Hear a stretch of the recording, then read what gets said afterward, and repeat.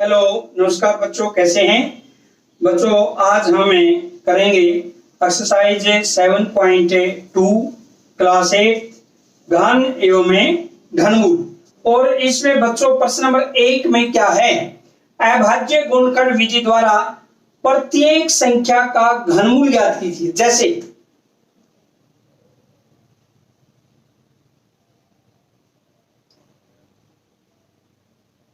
प्रश्न नंबर 1 का first part 64 का घनमूल ज्ञात करना है। पहले अभाज्य गुणनखंड, वही तरीका, इकाई का अंक जब तक 2 से भाग होता है तब तक हम 2 से भाग करेंगे।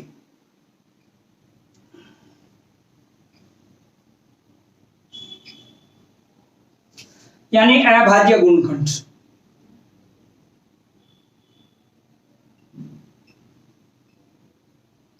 ये अब इसमें ट्रिक देखिए, कितने जोड़े बनते हैं, 3 के। एक यानी 3 के युग्म। ट्रिक 1 2 3 1 2 3।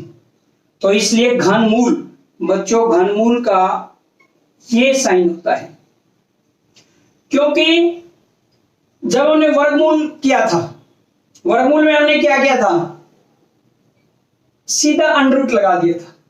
घनमूल में क्या है, अगर हम यहां पर 4 लिख देते हैं, इसका मतलब उसकी पावर 1/4। यहां पर 3 लिख दिया, इसका मतलब इसकी पावर 1/3। या हम कह सकते हैं 64 का घनमूल। अगर ऐसे लिख दिया तो इसका अर्थ क्या हुआ, 64 का घनमूल कितना आएगा, 2 गुणा 2। जो त्रिक हुए हैं पूरे 3 के जोड़े उनके गुणा कर दीजिए, 2 दूनी 4, यानी 64 का घनमूल कितना आएगा, 4। अब सेकंड पार्ट देखते हैं, 512। बिल्कुल वही तरीका, अभाज्य गुणनखंड जब तक इकाई का अंक 2 से भाग होता है। इकाई का अंक 2 से भाग होता है तो हम 2 से भाग करते चलेंगे जब तक इकाई का अंक 2 से होता है। यहां तक 2 पर चला हुआ है, बिल्कुल सही, 2। ये यानी 512, 1 2 3 4 5 6 7 8 9।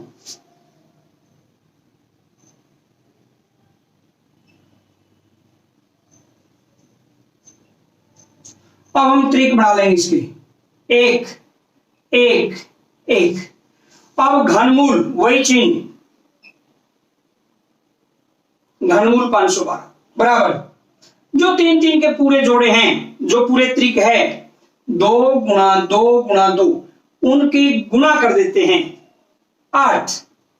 और चेक करने के लिए बच्चों 8 गुणा 8 गुणा 8, जब 8 गुणा 8 गुणा 8 करेंगे वही 512 आएगा। ऐसे ही जैसे इसमें 4 आया था, 64 का घनमूल कितना है, 4। 4 गुणा 4 गुणा 4, यानी n की पावर 3 जब हम करते हैं वही संख्या आ जाती है 64। तो इस प्रकार से इसका घनमूल कितना आएगा बच्चों, 8। अब हम देखते हैं इसका पार्ट थर्ड, 10,648। मैंने पहले भी बताया है, जब तक इकाई का अंक 2 से भाग होता है 2 से करते चलेंगे,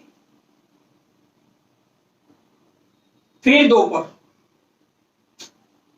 1, फिर 2 पर, क्योंकि इकाई का अंक 2 से भाग है।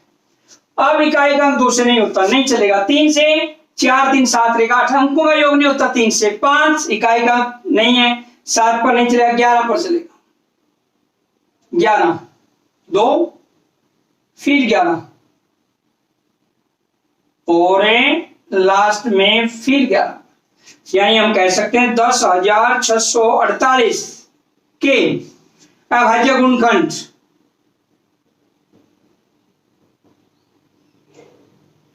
या इसके त्रिक बनाते हैं, एक और एक ये त्रिक, या हम कह सकते हैं घनमूल। ऐसे लिखेंगे 10,648 बराबर 2 गुणा 11, या हम बच्चों कह सकते हैं 22, यानी इसका घनमूल कितना आएगा 22। अगर 22 गुणा 22 गुणा 22 करें वही 10,648 आएगा। ये था पार्ट थर्ड। फोर्थ पार्ट 27,000, बिल्कुल वही तरीका 2 पर,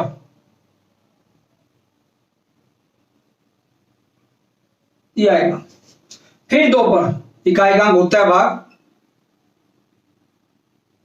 फिर 2 पर,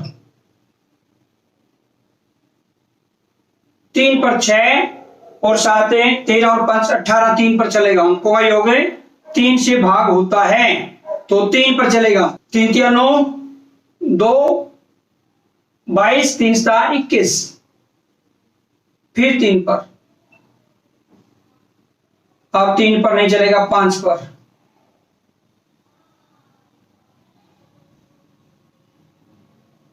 ये 27,000 के अभाज्य गुणनखंड क्या हुए?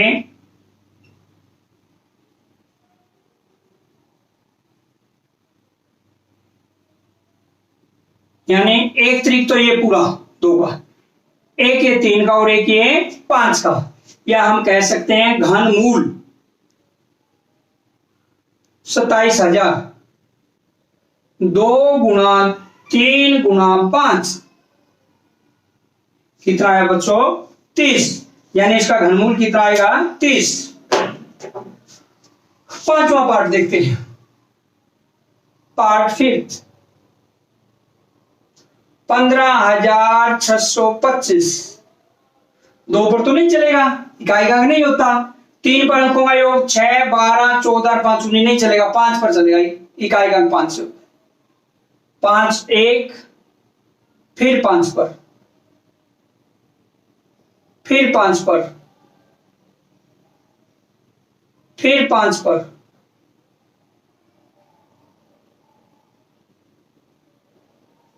यानी हम कह सकते हैं बराबर।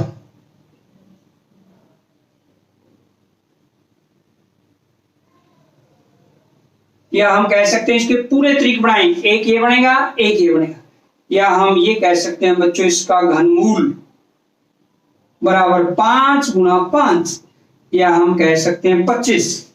कितना आएगा इसका घनमूल है 25। इसी का हम देखते हैं पार्ट 6 13,800 कितना है 24।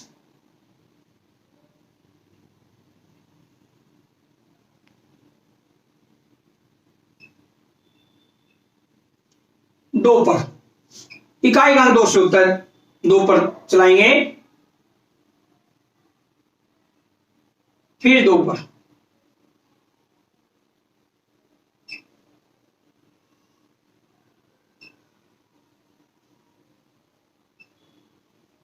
फिर 2 पर। जब तक इकाई का अंक 2 से भाग होता है 2 पर चलाते रहेंगे।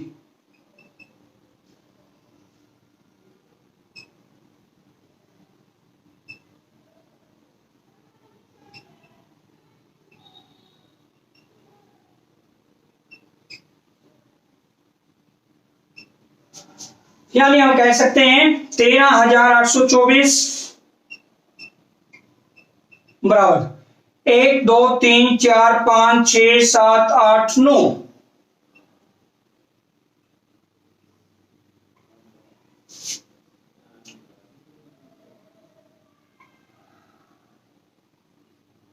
और गुणा में 3, यानी एक त्रिक ये है, एक त्रिक ये है, एक ये है पूरा और एक ये पूरा त्रिक है। और हम कह सकते हैं बच्चों इसलिए घनमूल 13,824 बराबर 2 गुणा 2 गुणा 2 गुणा 3, या 4 2 8 8 24। तो ये था बच्चों आपका पार्ट 6। प्रश्न नंबर 2 में बच्चों फर्स्ट पार्ट क्या है, सत्य और असत्य बताने हैं। किसी भी विषम संख्या का घन सम होता है, बिल्कुल असत्य है। क्यों? मान लीजिए 3 कोई विषम संख्या है और इसका घन देखें 27 विषम ही आता है, तो इसका मतलब असत्य है।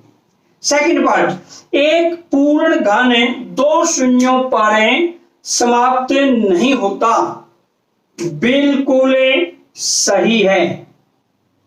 कोई भी पूर्ण घन संख्या देखिए, जैसे 2 शून्यों पर कभी समाप्त नहीं होगी। मान लीजिए 100 है, यह पूर्ण घन संख्या नहीं है। और अगर मैं 1000 कर दूं, यह पूर्ण घन संख्या है।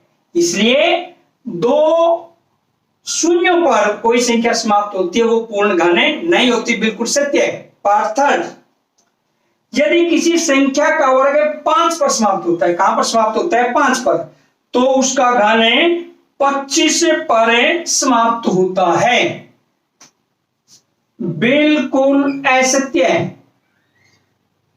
मान लीजिए 15 है, इसमें यह कहता है किसी संख्या का वर्ग अगर किस पर समाप्त होता है? 5 पर, तो उसका घन हमेशा 25 पर समाप्त होगा। मान लीजिए इसका वर्ग 225, 5 पर समाप्त होता है इसका वर्ग, बिल्कुल सही है। अगर हम इसी का घन करके देखें, इसमें कहा गया कि उसका घन हमेशा 25 पर ही समाप्त होगा। अगर हम इसका घन करते हैं 15 का, 3375 आता है, जो कि 25 पर समाप्त नहीं होता। इसका मतलब ये असत्य है। फोर्थ पार्ट, ऐसा कोई पूर्ण घन नहीं है जो 8 पर समाप्त होता है। असत्य है तो बिल्कुल बात। 2 का घन 8 पर ही समाप्त होता है। अगर हम 2 के घन की बात करते हैं, 8 पर ही समाप्त होगा। अगर हम 12 का घन की बात करते हैं, 1728, वो भी 8 पर समाप्त होता है। पांचवा पार्ट, 2 अंकों की संख्या का घन 3 अंकों वाली संख्या हो सकता है। यह भी बच्चों बिल्कुल असत्य है। सबसे छोटी 2 अंकों की संख्या 10, क्योंकि 9 तो 1 अंक की है, 10। अगर हम इसका घन करते हैं तो वो भी 1000 आता है, 4 अंकों की संख्या बन जाती है, यानी 3 अंकों पर समाप्त नहीं होता। इसका मतलब क्या हुआ? असत्य है।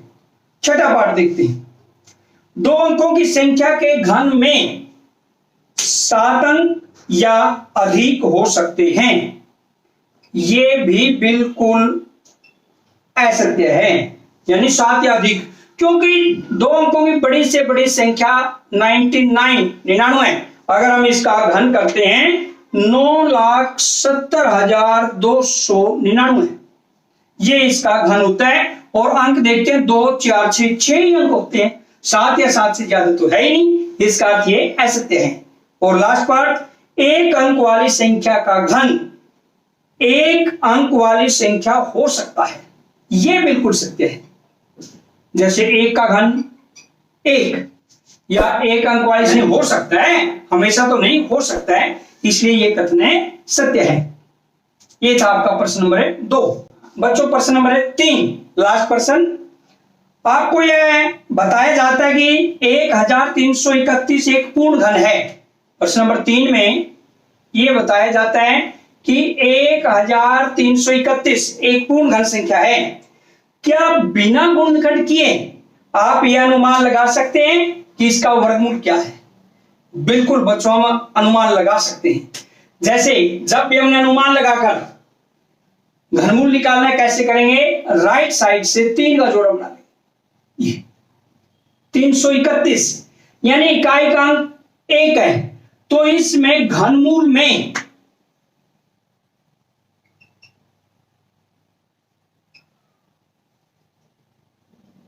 इकाई का अंक 1 ही आएगा, क्योंकि 1 की जब 3 बार गुणा करेंगे 1 गुणा 1 गुणा 1 तभी तो 1 आएगा। घनमूल में इकाई का अंक 1 है, ये तो हमें पता लग गया।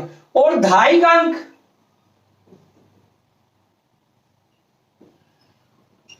1, अगर हम 1 का घन करते हैं 1 ही आएगा, धाई का अंक 1 ही होगा। इसलिए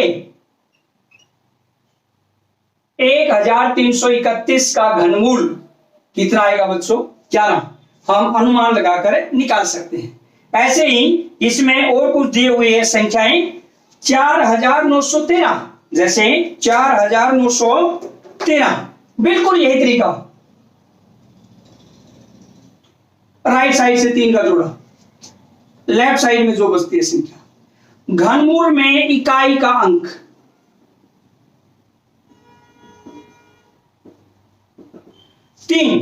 तीन पर समाप्त होती है। जब कोई पूर्ण घन संख्या 3 पर समाप्त होती है, उसका घनमूल का इकाई का अंक 7 होगा हमेशा, क्योंकि 7 49 को 7 से गुणा करते हैं, 7 × 3, यानी इकाई का अंक क्या आएगा? 3 आएगा। या हम ये कह सकते हैं 7 का घन 343 होता है। कितना होता है बच्चों? 343। तो इसलिए इकाई का अंक घनमूल में भी लिख देंगे 7, और दहाई का अंक